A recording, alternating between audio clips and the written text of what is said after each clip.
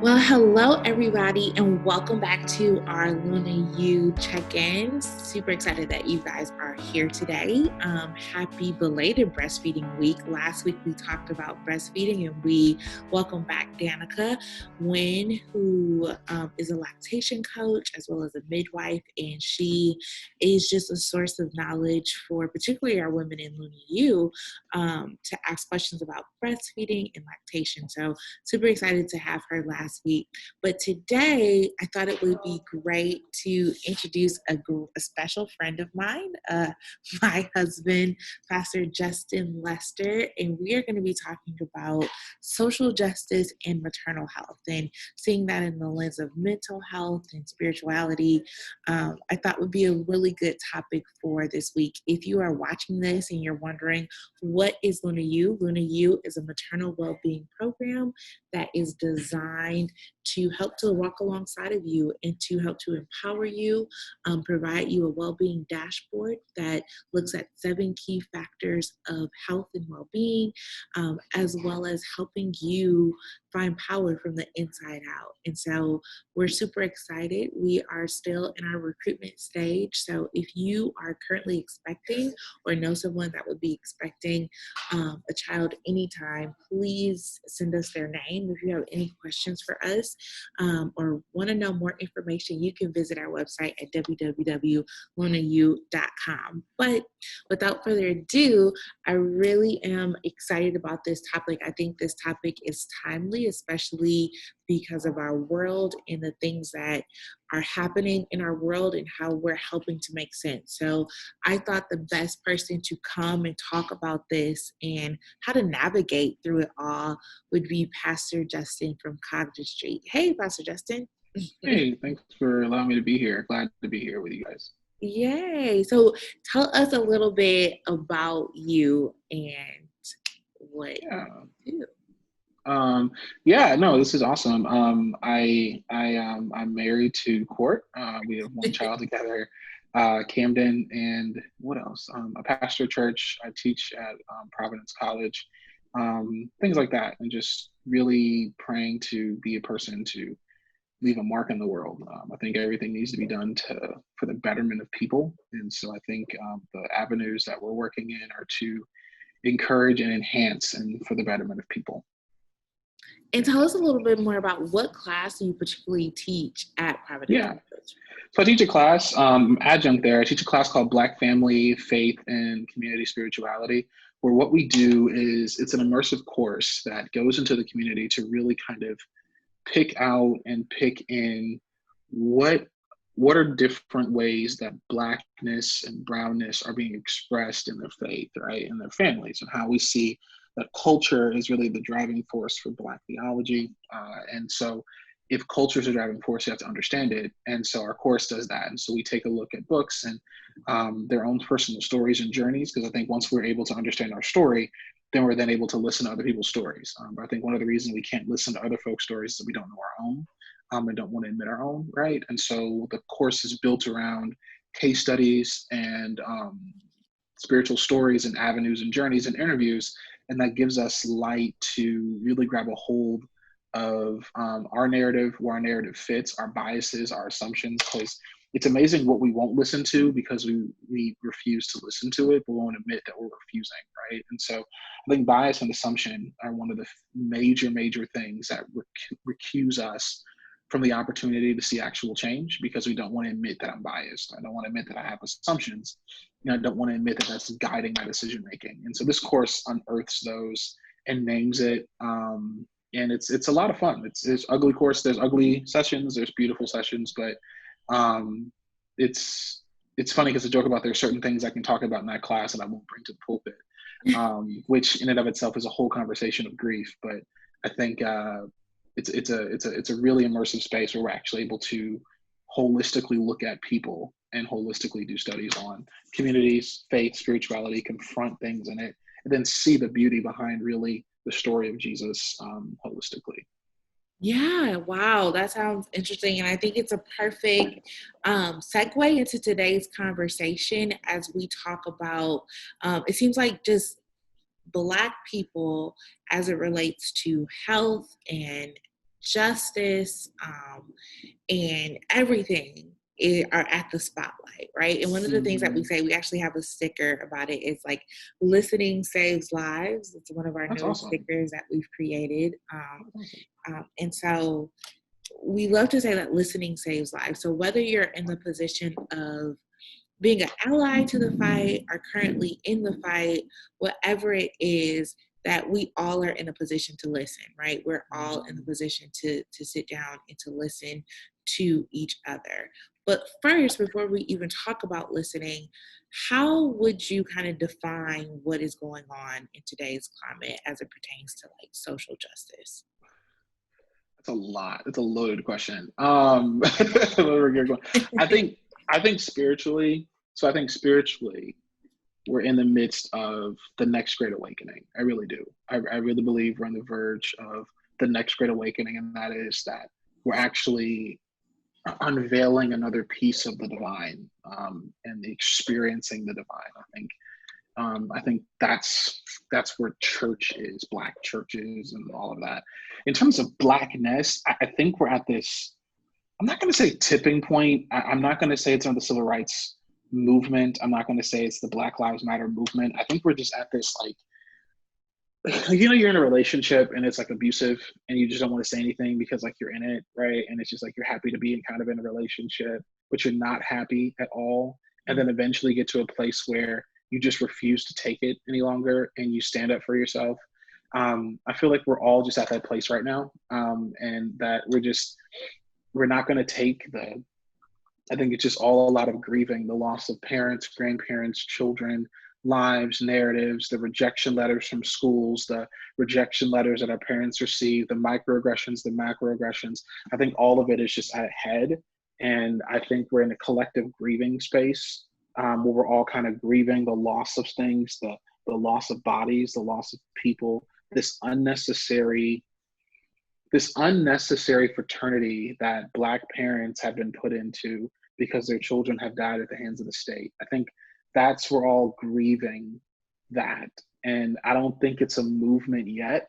I think right now we're just collectively grieving, and what didn't help is that we're collectively grieving and COVID hit, so now we have no place, no outlet to push that, and so movements are different starting points. They have a starting point that has a list of demands, connections, possibilities, locations, and not political partnerships for presidents. But I think this is more of a, I think this is like, like at a funeral, you have the funeral and then like the reception. I think we're in the middle of that funeral and reception right now, where it's like at the reception now, the family can come together, the family can discuss what's going to be next, the family can then go read the will, the family can think about insurance policies. And I think we're not at the reception yet. We're also out of the funeral. Like this happened and there's nothing we can do about it, but we're in this middle phase of like what to do next. And I think Almost in COVID, the gap, if I hear you yeah, right, between like grief and healing and taking care of business, almost like yeah, that. yeah, exactly. And so we're in this like visiting the tomb phase. Um, and it's a weird place. So it's not a movement. I don't think we're at a movement part yet, because if we're at a movement, you have demands, you have clarity, you have leaders, you have locations, you have timelines that is not met. This is what's going to happen. But then that also means some leverage. So I don't think we're there yet. I think we're in this middling ground. We're trying to figure out what should we do, what shall we do, so that our children don't don't suffer and have the same, like we have the same narrative as our parents. Now, while it may not have been Jim Crow, it's the new Jim Crow. I'm fearful of what is next. And that, I think we're in this middling ground where we don't want what our parents had or our grandparents had, but we don't know what to ask for and don't know what to do. And half of us ain't registered to vote. So I think that's the weird place that we're in right now, where we're in between the death and in between the healing and the death. And that means you have a lot of wounds and they suck and they itch. I think, but what COVID hasn't allowed us to do, what social media hasn't given us a chance to do, is put the band-aid on, right? So we're walking around bleeding. And I think that's what makes it so difficult. And that bleeds over and reveals all the wounds we have. So I think even getting to this today, you have the wounds of healthcare, and a lack of healthcare reform. You have the wound of educational pain. You have the wounds of societal things, the wounds of sexual things, social justice, sexual justice, gender justice. I mean, you have all of these things that are being revealed, affirmative act. I mean, all these things revealed, and now we're in this place where we don't know what steps to take, because those of us in education want to fight for education. Those of us in health want to fight for health. Those of us in communities want to fight for the community. And those of us that wanted to fund I mean, there's just 10 different narratives. And that's then how those in power win. Yeah. Because, if instead of one person coming in and fighting one battle, we got 10 people coming in to try to fight a battle, and now no one's getting anything. And that's how you lose. So I think it's just a weird space that can be beautiful if handled correctly. I love that there was a lot of things that you said in there. But one of the things that stuck out, because that's the true work of being empowered, and self-empowerment is one of those competencies that we work on that really aid and pour into your well-being, right? Well-being as a mother, maternal well-being specifically. And so in that is like, doing the work for empowerment. And that can be ugly sometimes, like you mentioned, that can be hard. It can be advocating for yourself, but advocating sometimes doesn't look like how everyone thinks it should look. It can be hurtful. It can be freeing, but it's necessary to kind of aid in your well-being, to advocate for yourself and to be empowered by yourself, through yourself. And so I love that. And you talked a lot about just like, we're losing and we're grieving. I know by you being married to me, you already know like the bleak statistics of like maternal health, that Black and Latino women suffer the most as it comes to childbirth, and that it was easier 30 years ago to give birth than it is like today. And that's crazy that we're still having these conversations, like you're mentioning, over and over, that all things that boil down to it is just race, right? That a person or a woman may not successfully give birth only because of her race, and she may not be listened to, and time out for like all of that. And I think as a country and as a whole, exactly what you're saying, we're like in the gap right now of grieving that and trying to figure out what's the best course of action to say like, hey, how am I heard? How can I do that? And of course, even as an expecting woman that's expecting a child, to have to grieve the process because we're currently in a pandemic now, right? So it doesn't even look the same as maybe their previous pregnancies looked, or how their friends' pregnancies looked earlier, pre-COVID, and kind of navigating through that space. And so I did want to like shift too, because it's a lot seeing the news every day.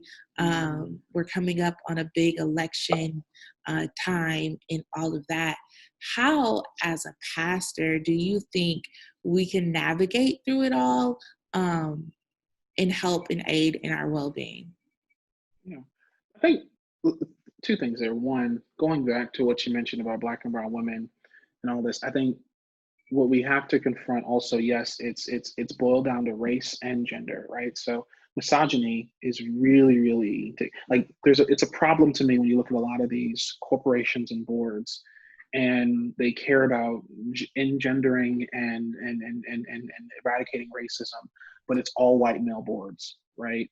All white male leadership. That to me is not going to then engender anything. So we can't look at our hospitals who are saying, yes, we care about Black women coming in, brown women coming in, we care about dual language individuals.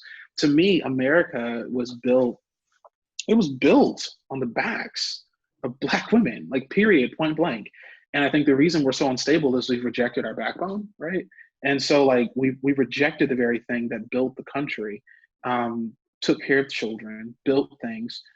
And so now we're sitting here and these issues that we're having. So that's not even respecting the Black women doctors to assist the Black women, not because the Black women don't respect the Black women doctors, but it's the peers that won't even make them aware of the situation and won't listen to them when they confront their bias in staff meetings. So there's so many different things that we see happen, or making fun of their name, or we've heard the stories recently of how doctors will go by different names or different pronunciations. We saw a TV show last week about how the brother wanted to change the way his name was pronounced so that he could get more clients and people will respect him, because if they heard the way his name was really pronounced, they wouldn't respect him. So I think that's part of it. So I think misogyny has to be put into that as well. That it's this misogynist, egotistical thinking that is allowing death to happen, and we don't want to call it that. We want to call it just error. No, it's misogyny and racism is killing children. And so if we're going to be so pro-life, that we got to confront our racism and misogyny as well, right? It's not just we have to. Another part in terms of pastoring through all of this, I'm personally, I think where I differ a little bit than some other pastors in this response is that I'm honest with the fact that I don't know what in the world I'm doing, and I'm yearning to figure it out, right?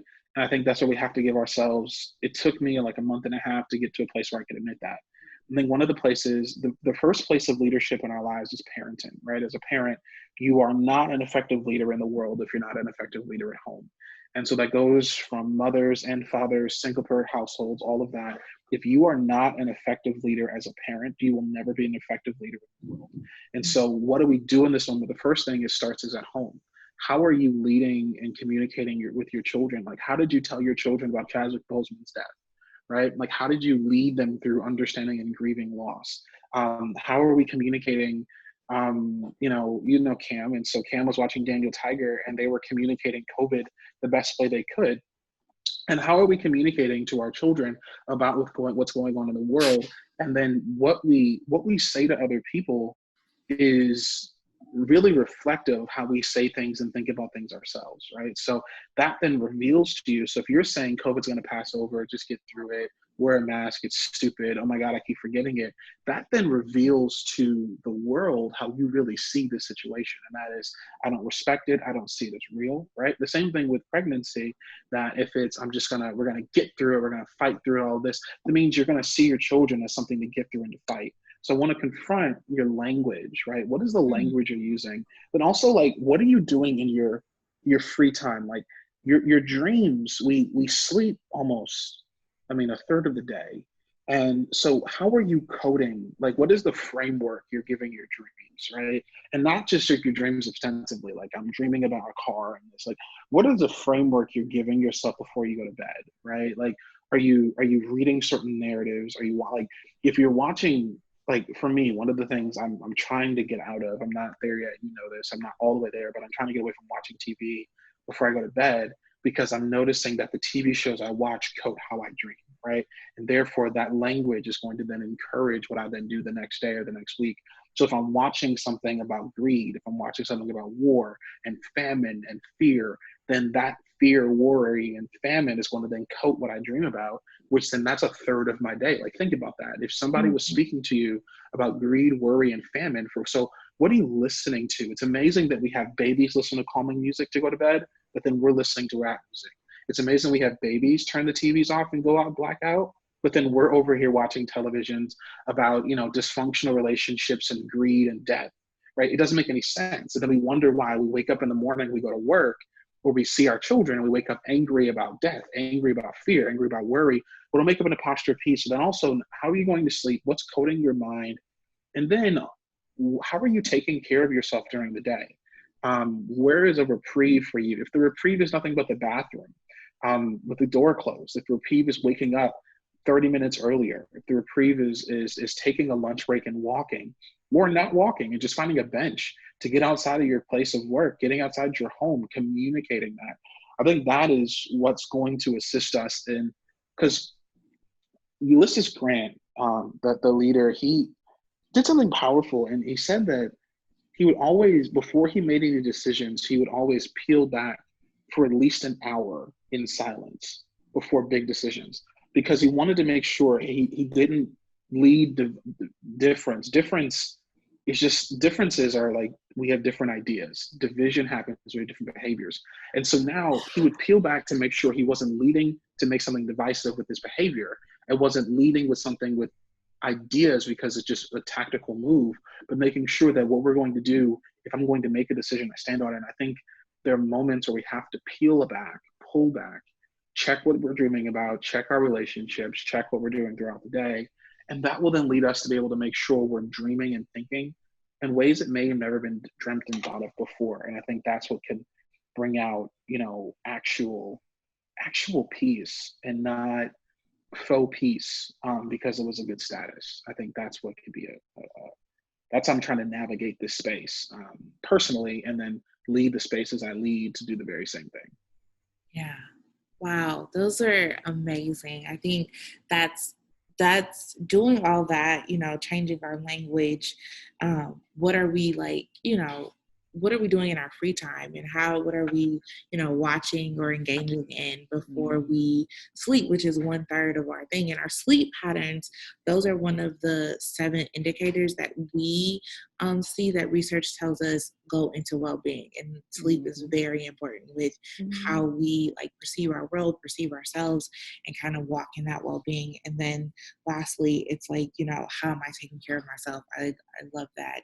And all this is found in LunaYou. Thank you so much, Pastor Justin, just for your time, for being here, for helping us learn a little bit about social justice and knowing like how we can navigate through, even for the ladies in LunaYou, how they can navigate through. And just for those who aren't, these are just great tips of well-being, especially in this time that's unprecedented. So, Totally. do you have Thank any you. last words for us or anything you want to share? Not really. I think the main thing to me is don't try to make sense.